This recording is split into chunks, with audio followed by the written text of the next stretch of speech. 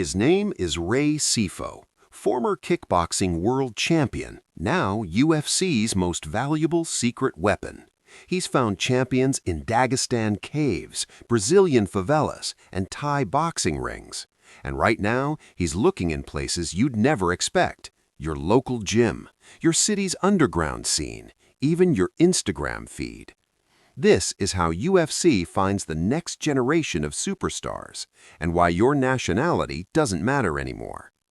The flight from Las Vegas to Makhachkala, Dagestan takes approximately 23 hours with connections. Most Americans have never heard of Makhachkala. It's a city of 600,000 people on the western shore of the Caspian Sea, in a region known more for political instability than athletic excellence. Ray Sefo made that journey in 2012, alone. No camera crew, no media fanfare.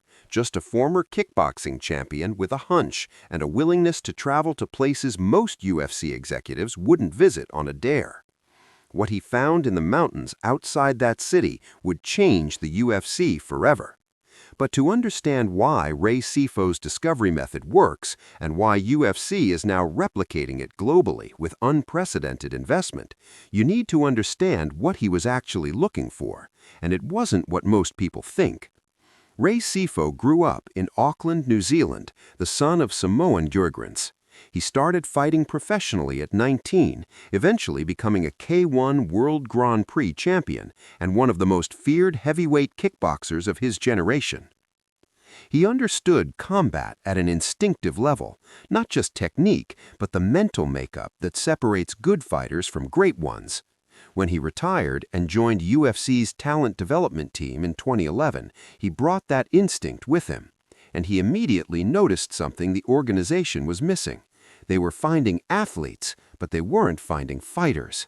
The distinction matters. An athlete has physical gifts, speed, power, coordination. They can be trained, refined, turned into technically proficient competitors. The UFC had plenty of athletes.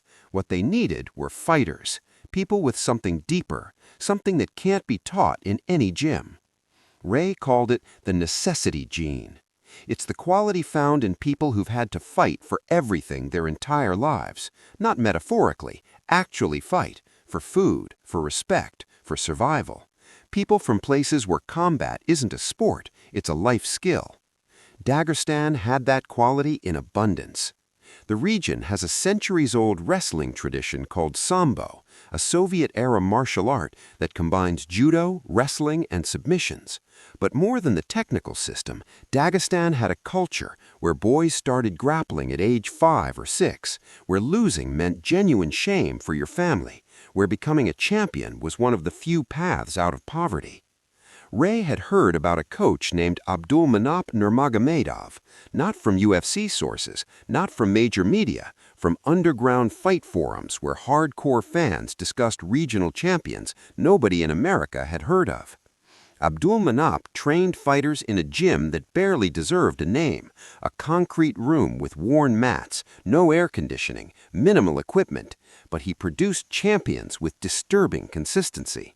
His son, Khabib, was undefeated in 16 professional fights, but was fighting in regional Russian promotions for purses of a few $1,000s. Ray watched grainy footage of Khabib's fights on YouTube. The technical skill was obvious, relentless pressure, suffocating top control, cardio that seemed superhuman. But what caught Ray's attention was something else: Khabib's complete emotional control. He never celebrated knockouts, never taunted opponents, just dominated, won, and walked away like he'd done nothing more interesting than morning exercise.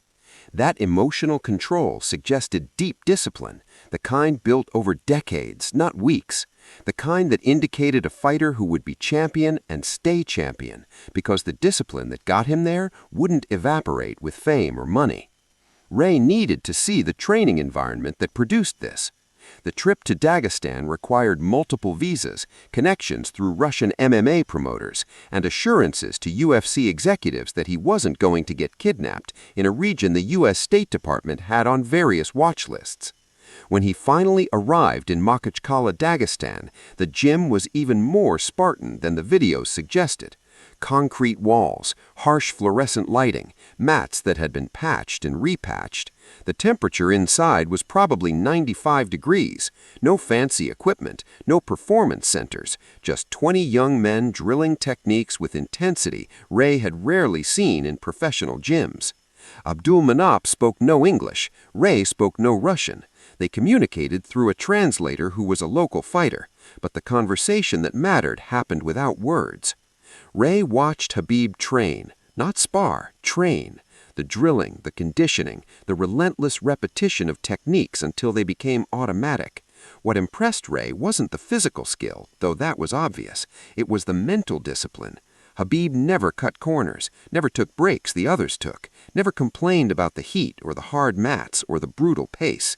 At one point, Abdulmanap had the fighters do a conditioning exercise, bear crawls up a mountain path outside the gym, not a gentle incline, an actual mountain, rocky and steep at altitude where oxygen was thin. Khabib led the group. When younger fighters fell behind, he didn't just keep going, he went back down, encouraged them, sometimes physically helped them up sections they were struggling with.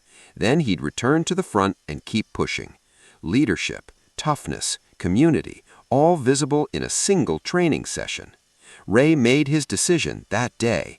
He called Dana White from a hotel in Makhachkala with spotty Wi-Fi connection and said 5 words that would change UFC history.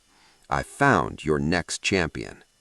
Getting Khabib signed required navigating Russian promotional contracts, visa complications, and convincing a fighter who'd never left Russia that moving to America was worth the risk. But Ray's conviction was absolute. And when Khabib finally debuted in the UFC in 2012, the dominance Ray had predicted started immediately. Khabib would go on to retire undefeated at 29-0, defend the lightweight title 3 times, and become one of the biggest pay-per-view draws in UFC history. But more importantly, his success validated Ray's scouting philosophy. The best fighters aren't found in expensive gyms with state-of-the-art equipment. They're found in places where fighting is necessity, not hobby. That philosophy is now UFC's global strategy. In 2023, UFC announced a $50 million investment in international talent development. The official press release used corporate language about expanding the global footprint and identifying emerging markets, but people inside the organization knew what it really was: Ray Sefo's Dagestan method, scaled to 47 countries. The program works like this. UFC now employs regional scouts in every major combat sports market globally: Thailand, Brazil, Nigeria, Kazakhstan, Mexico, Poland, Senegal, the Philippines, and dozens of more. These aren't office workers reviewing footage, they're former fighters, coaches, and promoters embedded in local fight scenes. Their job isn't to find the most technically skilled fighters, it's to find the fighters with the necessity gene, the ones training in gyms that look like Abdulmanap's concrete room in Dagestan, the ones from neighborhoods where combat sports is one of the few legitimate paths to success. The scouts look for specific indicators: training environment quality versus fighter output. If a gym with minimal equipment produces multiple regional champions, that suggests the coaching and culture matter more than facilities. That's where future UFC champions come from. Fight frequency and finish rate. Fighters who compete often, 8+ times per year, and finish opponents, knockout or submission rather than decision, show aggression and confidence that translates to UFC success. Behavior outside the cage. Scouts watch how fighters interact with training partners, how they handle wins and losses, whether they show respect or arrogance. Emotional control and coachability matter as much as physical skill. Local reputation among other fighters. If regional fighters avoid competing against someone, that's a signal. Fear is honest. Fighters know who's dangerous better than any ranking system. Social media presence and engagement. This one surprises people, but it's critical. UFC isn't just looking for fighters, they're looking for fighters who can build fan bases. A fighter with 50,000 engaged Instagram followers has monetization potential beyond just fighting. Once a scout identifies a prospect, the process moves fast. The fighter receives an invitation to a regional tryout.